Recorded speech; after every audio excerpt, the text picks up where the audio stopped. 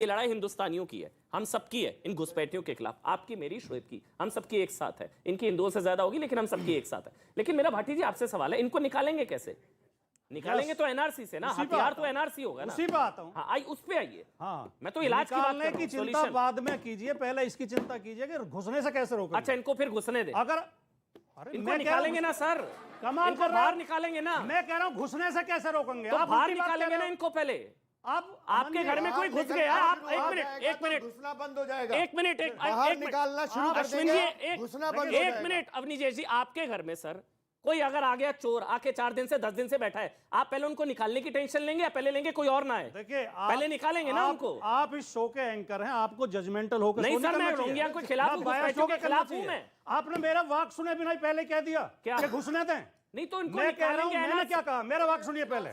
मैंने कहा निकालने से पहले चिंता इस बात की करो कि घुसने से कैसे रोकेंगे। अच्छा चलिए, आप एक काम घुसने दे रहे हैं।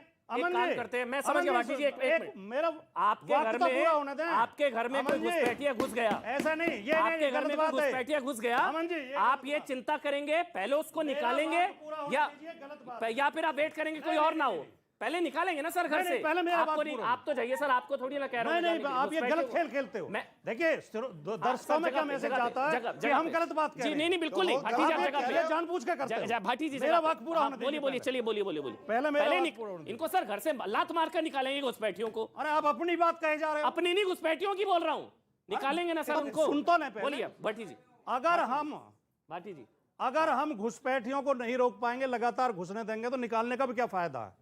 कितने निकालोगे आप? 10 निकालोगे, 20 आ रहे हैं। तो पहली चिंता होनी चाहिए घुसपैठ रोकी जाए, फिर एनआरसी पे बात करेंगे। ठीक है, एनआरसी जो पूछना चाहते हैं पूछा। ठीक है। अब एक अश्विनी उपाध्याय, एक मिनट, इनका सवाल इसलिए वाजिब है। बात सही है, उनको निकालना भी जरूरी है और घुसपैठ ना हो वो भी जरूरी है, वो भी जरूरी है सुनिश्चित होना।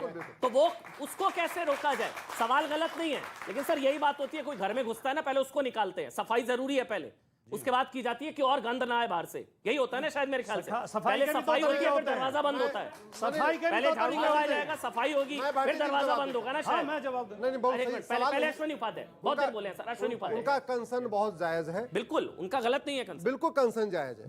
और मैं बिल्कुल कड़वी सच्चाई बोलने जा रहा हूं। अभी बॉर्डर पे एक बीएसएफ कमांडेंट के यहां छापे में पता चला कि 20 करोड़ उसके यहां हवाला के जरिए आया था। तो ये कड़वी सच्चाई है कि बॉर्डर पे घुसपैठिए 2-2 हजार रुपए दे के अंदर आते हैं, 2,000 रुपए में आधार बनवाते हैं, 2,000 रुपए में राशन कार्ड बनवाते हैं। सुनिए बहन जी, 2,000 में आधार, 2,000 में राशन कार्ड, 2,000 में बर्थ का सर्टिफिकेट, 2-3 हजार रुपए में ड्राइविंग लाइसेंस और फिर 2-3 हजार रुपए दे वोटर आईडी। सबसे बड़ा खतरा हमारे लिए घुसपैठ का मूल कारण भ्रष्टाचार है, घूसखोरी है। और यह भी कड़वी सच्चाई है जो शोएब ने कहा, असम में एनआरसी फेल होने का मूल कारण भी भ्रष्टाचार है। जब वो लेखपाल पटवारी गए डोर टू डोर रजिस्टर बनाने, उन्होंने क्या किया, घुसपैठियों से 2-2 हजार रुपए लिया, घुसपैठियों का नाम रजिस्टर में जोड़ दिया। और वो इतने चालाक थे, उनको लगा घुसपैठियों का नाम जोड़ दूंगा और असम के लोगों का भी नाम जोड़ूंगा तो बाद में पॉपुलेशन बढ़ जाएगी। तो वो क्या करते थे, दिन भर में जितने घुसपैठियों का नाम रजिस्टर में जोड़ते थे उतने असम के लोगों का नाम रजिस्टर से बाहर निकाल देते थे। बाद में क्या हुआ, घुसपैठिए तो असम के नागरिक बन गए और बेचारे असम के नागरिक रजिस्टर से बाहर हो गए। तो सबसे बड़ा खतरा हमारे लिए भ्रष्टाचार। मेरा सवाल ये जो घुसपैठिया, ये हाँ इतना भ्रष्टाचार बढ़ा है कि लेखपाल भी भ्रष्ट, बीएसएफ भी भ्रष्ट, सरकार भी भ्रष्ट, मंत्री भी भ्रष्ट, सब भ्रष्ट। निकम्मी सरकार इस्तीफा क्यों नहीं दे देते यार? ले दे के इनको। ठीक है, अब मैं आता हूं। हाँ बोलिए। जैसे असम, जो यूपी की पूरी बॉर्डर की डेमोग्राफी चेंज हुई, यूपी की डेमोग्राफिक चेंज के लिए हमारे अखिलेश भैया जिम्मेदार हैं, जिन्होंने आतंकवादियों का मुकदमा वापस ले लिया। ना करते हैं ना वापस, पॉलिटिकल नहीं करते। नहीं, पॉलिटिकल नहीं कर रहा हूं, पॉलिटिकल नहीं कर रहा। तो नेहरू जिम्मेदार हैं, अखिलेश जिम्मेदार, मैं नहीं कर मोदी रहा, अमित शाह तो कुछ नहीं होता आप कर रहे हैं। अच्छा ठीक है, अब क्या इस घुसपैठिए संक्रमण के लिए तुष्टिकरण जिम्मेदार है, हाँ या ना? बिल्कुल तुष्टिकरण ही जिम्मेदार है। मैं आप लोग सबसे ऑडियंस से एक सवाल पूछना चाहता हूं कि हमारे बगल में, जवाब भी ले लूंगा, हमारे बगल में जो घुसपैठिए आ रहे हैं, ये आ रहे हैं या तो इधर तो नहीं कह रहे अब ये शोर की दाढ़ी में तिनका वाला हाल हो गया, ये मैं नहीं कह रहा था। बांग्लादेश से आ रहे हैं या बर्मा से आ रहे हैं, बर्मा देश, बंगला या नेपाल के कहीं से भी हो जाइए, बांग्लादेश, बर्मा या नेपाल कहीं से भी आ रहे हैं। तो बांग्लादेश क्या है, इस्लामिक राज्य है, मुस्लिम बहुलता है, हिंदू अल्पसंख्यक है। पाकिस्तान में क्या है, इस्लामिक राज्य है, हिंदू अल्पसंख्यक हैं। अफगानिस्तान में क्या है, हिंदू अल्पसंख्यक हैं। पाकिस्तानी बोलता है वहां के मुसलमानों को यहाँ आने की जरूरत क्या है भाई, बता दीजिए मुझे, क्या जरूरत है उन लोगों को यहाँ आने की? यहाँ तो मुसलमान सुरक्षित नहीं है। यहाँ पे तो 20 करोड़ से ऊपर मुसलमान है, सबसे बड़ी आबादी सुरक्षित नहीं है। यहाँ तो बुरा वहाँ के मुसलमान यहाँ क्यों रहे? सारे मुसलमान इधर ही आते हैं। वही तो, क्यों आ रहे हैं यहाँ के मुसलमान यहाँ? और वैसे मुसलमानों को अगर वापस भेजेंगे तो ये कहेंगे कि हिंदू भगाओ, इनकी इतनी हिम्मत है। इसीलिए सीएए कानून लाया गया कि वैसे अल्पसंख्यक हिंदू जिनको वहां परेशान किया जा रहा है, जिनको टॉर्चर किया जा रहा है, जिनको कन्वर्ट किया जा रहा है, जिनका कत्लेआम किया जा रहा है, वो अगर भाग के भारत आएगा तो भारत उसको नागरिकता देगा, लेकिन मुसलमानों को नागरिकता नहीं मिलेगी। मैं इस पे आ जाऊं। अमन अच्छा हाँ, बोलिए एक सवाल है भाई। हाँ सर, मैं कह रहा हूँ वर्मा के मुसलमानों को भी तो दे सकते हैं ना, पाकिस्तान वो भी तो देश है ना देने के लिए, क्या दिक्कत क्या है? नहीं तो अपना भी तो ये राष्ट्र लोकतांत्रिक है। जी अपने आज पूरी ठीक है। दुनिया ये से- सवाल असल में होता है कि मतलब मुस्लिम कंट्री इस्लामिक नहीं, देश के दुनिया 56 के है ना शायद। अरे कितने दुनिया हैं? के 57 देश है ना। हाँ 57 है ना। 57 हिंदू देश देश दे देंगे, भाई, भारतीय हिंदुओं क्यों के लिए देगा? तो एक ही देश है ना। अरे हिंदुओं को देने वाला एक ही देश है एक भारत, ही है। हाँ। बाकी मुस्लिम को देंगे 57 देश है। अच्छा ठीक है, एक मिनट। हाँ पूछिए। अब देखिए, अब डिबेट ऐसा करते हैं, मैं चाहता हूँ आप लोग ही पूछिए। हाँ बोलिए। मेरा क्वेश्चन ये है अभी आलोक साहब से कि अभी आपके ज़बान शायद फिसल गई आपकी ज़बान, आपने कहा कि नेपाल भी बगल में मेरी मतलब एक कंट्री है, नेपाल भी कंट्री है। सर नेपाल में हिंदू मतलब माइनॉरिटी में कि मुसलमान माइनॉरिटी में है? और दूसरा मेरा क्वेश्चन आपसे सर ये है कि सर अभी आप जो ग्राउंड रिपोर्टिंग बता रहे थे आप सारी चीज़ों का, आपने ये कहा कि जितने भी बॉर्डर हैं आपने वहाँ पर मुस्लिम आबादी के मतलब क्या है कि उनकी मतलब एग्जिस्टेंस की बात आपने करी कि धीरे धीरे डे बाई डे इंक्रीज हो रही है। सर मेरा ये क्वेश्चन है, आप एक तरफ घुसपैठी कहते हैं, दूसरी तरफ आप कहते हैं मैं हिंदू मुसलमान की बात नहीं करता हूँ। सर आपके पहले स्पीच में और दूसरे आपके जो आपने जो इंटरप्रेशन आपने दिया वहाँ पर कहीं भी आपने घुसपैठी वर्ड नहीं इस्तेमाल किया, बल्कि हिंदू के साथ में। I am not here to created any scene between the Hindu and Musalman. मैं ये कह रहा हूँ अगर कोई घुसपैठी है तो घुसपैठी हो, चाहे वो हिंदू हो चाहे मुसलमान है, उन दोनों को भगाना चाहिए। तो ये बताइए सर, क्या नाम है? सर मेरा नाम हम्माद है। अच्छा। दूसरी चीज़ ये है, अगर आप मुसलमान या हिंदू की बात नहीं करते ना, हम यहाँ भी नहीं करेंगे, क्या गृह मंत्रालय का रिपोर्ट झूठा है? एक मिनट। वैसे इस पे मैं इस पे एक चीज वैसे बोलना चाहूंगा। मतलब वैसे मेरा मैं गेस्टों को जवाब देना चाहिए, लेकिन इसमें मेरा भी एक टेक है। हिंदुस्तान में हिंदू कभी घुसपैठिया नहीं हो सकता। हिंदुस्तान में हिंदू कभी घुसपैठिया नहीं हो सकता। नहीं मतलब ये मेरा टेक है। मतलब अगर हिंदुस्तान में भी हिंदू घुसपैठिया हो गया, चलिए। हाँ बोलिए। मैं एक जाना हाँ, एक मिनट प्लीज, एक आप जैसे हिंदुओं को बता रहे हैं ये भी घुसपैठी हो सकते हैं, क्या कभी पाकिस्तान ने कहा कि मुस्लिम हमारे यहाँ बढ़ रहे हैं और मुसलमान घुसपैठिया? पाकिस्तान ने बोला होगा मुसलमान घुसपैठिया हैं और हिंदू भी घुसपैठिया, ऐसा कुछ कहा नहीं। मैं ये जानना चाहता हूँ कि जब एक ही वर्ग के विशेष लोग ज्यादा बढ़ने लगे तो इसका कारण क्या है, मैं ये जानना चाहता हूँ। ठीक है, और कोई? हाँ बोलिए, खड़ी हो जाइए। जी एक मिनट। बीज होता है तब पेड़ उगता है। बीज ही जब आ गया इतने सालों से, 1000 साल पहले से, तो वो कैसे थे वैसे ही तो आज भी वो लोग होंगे ना। तो वो लोग घुसपैठिए तो है ही हैं।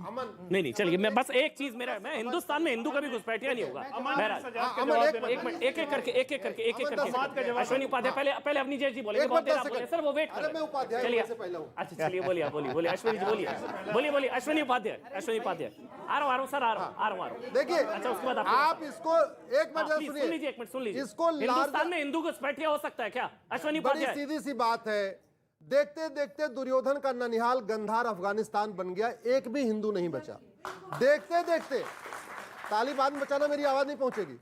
देखते देखते राजा भरत का ननिहाल जहां से रानी कैकेयी आई थी, पाकिस्तान बन गया, 1% हिंदू बचा। देखते देखते तक्षशिला जहां आचार्य चाणक्य प्रोफेसर हुआ करते थे, रावलपिंडी बन गया, हिंदू खत्म हो गए। देखते देखते कुंभा काबुल बन गया, तक्षशिला रावलपिंडी बन गया, गंधार कंधार बन गया, पर्सिया ईरान बन गया। तो ये समझो, अरे भैया, और ये मानवता के लिए खतरा है।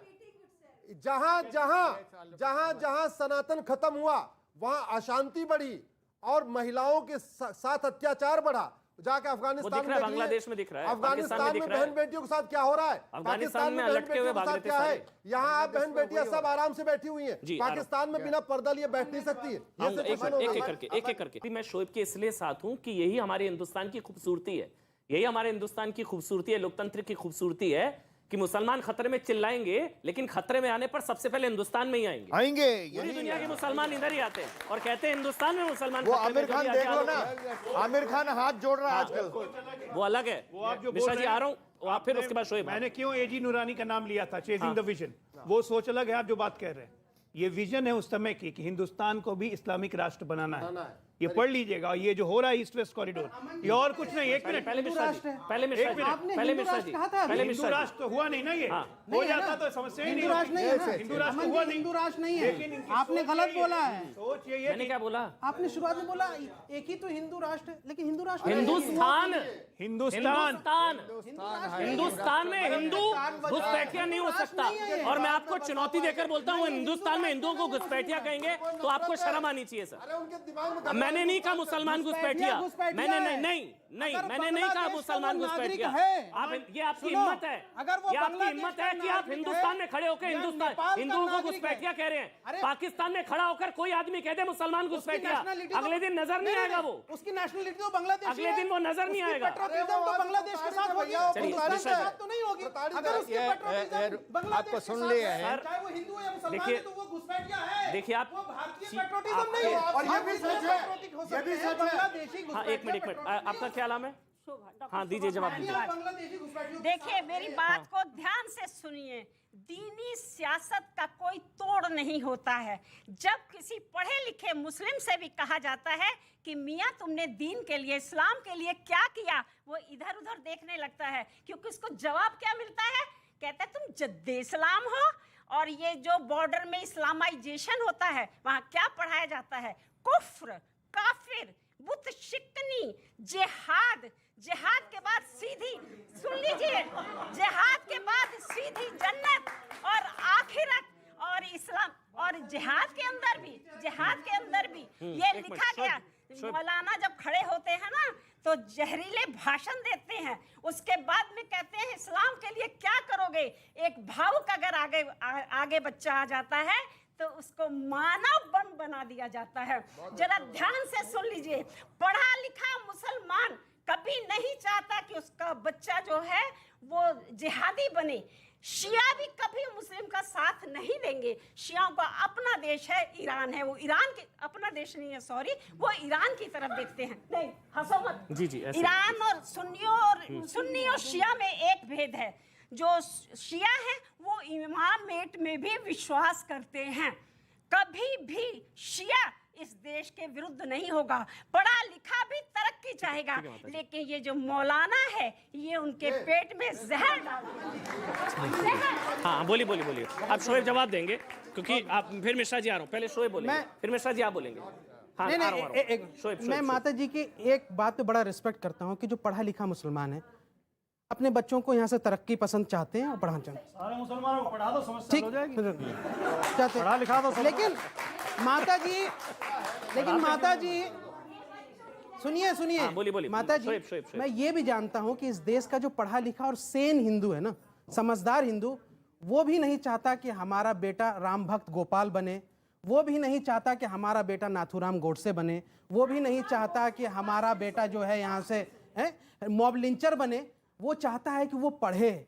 लेकिन भारतीय जनता पार्टी चाहती है कि जो गरीब ओबीसी के बच्चे हैं, दलितों के बच्चे हैं, वो तो दंगाई बन जाए, वो मॉब लिंचर बन जाए, वो राम भक्त गोपाल जैसे गोली चलाने वाले बन जाए। हमारी ऊपर ही गोली चली थी माता जी, मैं तो बच गया। अब आप भाग रहे हैं, पहले पीके मिश्रा बोलेंगे। अब एक मिनट पहले आप एक मिनट पहले पीके मिश्रा बोलेंगे। एक मिनट पहले पीके मिश्रा जी, मेरा सवाल है आपसे। जो शोएब कह रहे हैं कि घुसपैठियों का कोई धर्म नहीं होता, तो फिर एक ही धर्म के लोगों की जनसंख्या बॉर्डर एरिया पर कैसे बढ़ रही है? बिल्कुल, मैं क्लियरली बता, मेरा ये किताब मैंने लिखा था जो प्राइम मिनिस्टर को दिया है, Bangladesh migrants a threat to India.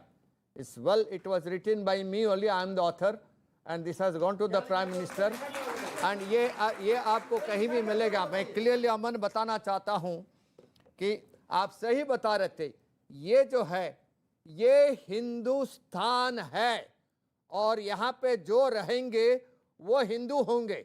मैं हिंदू मुसलमान का कन्फ्लिक्ट नहीं बोल रहा। I am a security officer, I am not telling out a Hindu और अ मुसलमान। दिस इज हिंदुस्तान और हिंदू जी होंगे, मुसलमान भी होंगे, बट यहाँ हिंदू ही रहेंगे। और मैंने देखा है, मैं बांग्लादेश हर एक 3 महीने में एक बार जाता हूँ, और वो एरिया कुश्किया, खुलना, राजशाही, सिलचर, मैं सब अपना सिलचर के अपोजिट सब जगह जाता हूँ। मैं क्लियरली बताता हूँ जो वहाँ पर कंडीशन है।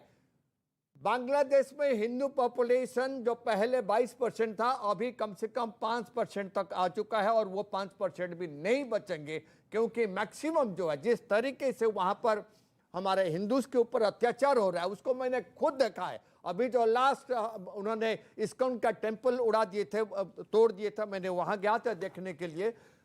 बिल्कुल बहुत खतरनाक सिचुएशन है बांग्लादेश में। पाकिस्तान में तो जीरो ही हो गया, लेकिन हमको देखना पड़ेगा उनके साथ में। सहमत, एनआरसी बहुत जरूरी है इस कंट्री में, क्योंकि जो है आए हैं इनको भगाना पड़ेगा। ये हिंदुस्तान है, जो हिंदू को तो हम रखेंगे ही रखेंगे। जो बांग्लादेश से मुस्लिम्स आए हैं, जो म्यांमार से जो आए हुए हैं, वहाँ पर रोहिंग्याज आए हैं, जिनके पास बेशक उनके पास अथॉरिटी है इंडिया में रहने के लिए, कुछ नहीं बात है, इनको सबको भगाना पड़ेगा, और गवर्नमेंट को इसके ऊपर एक्शन लेना बहुत जरूरी है। मेरे को बस एक चीज की Yes.